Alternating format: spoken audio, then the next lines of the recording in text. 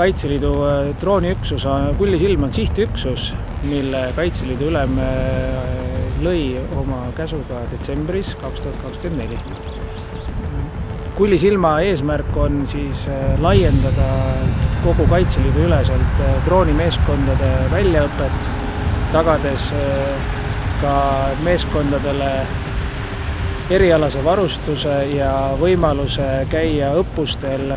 Peamine fookus on siis kaugpiloodi enda individuaalsel väljaõppel ja meeskonna väljaõppel, ehk siis 3-4 liikmeline meeskond, kes siis teeb tööd kas siis luuredroonidega või ründedroonidega.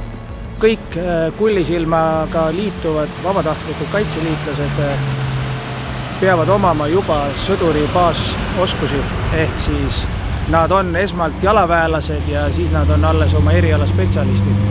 Kuna meil on liikmeid üle Kaitseliidu, üle kogu Eesti, et siis üksused saavad ise teha omaenda ringkonnas või malevas iseseisvalt väljaõpet, pluss nad saavad käia ka siis suurematel Kullisilma poolt koordineeritud väljaõppeüritustel. Peamiste võimetena on kasutusel taktikalised mikroklassi multirootor luuredroonid, siis meil on kasutusel ka lühimaa õhuründemoon ehk siis FPV ründedroonid.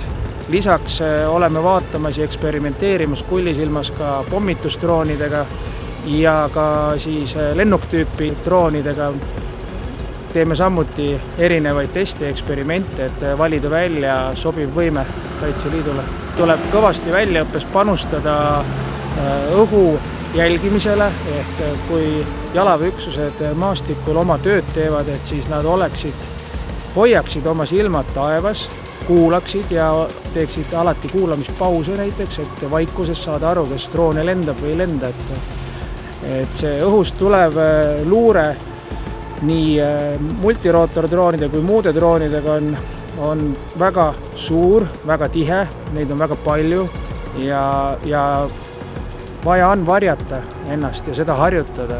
Et kõige parem kaitse droonide vastu ongi Eesti metsad, ehk siis minna metsadesse ja varjuda ja olla ka liikuda ainult metsades, et mitte olla avatud maastikul või siis madala poolavatud maastikul näiteks ka.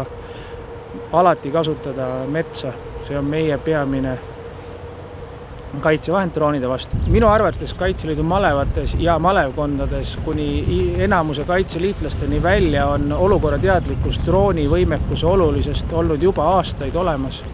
Et selle jõudmine nüüd ka kõrgemale tasandile on suuresti meie kõigi Kaitseliidu ja kaitseväelaste töö olnud, et olukorrateadlikkus on tõusnud kõvasti.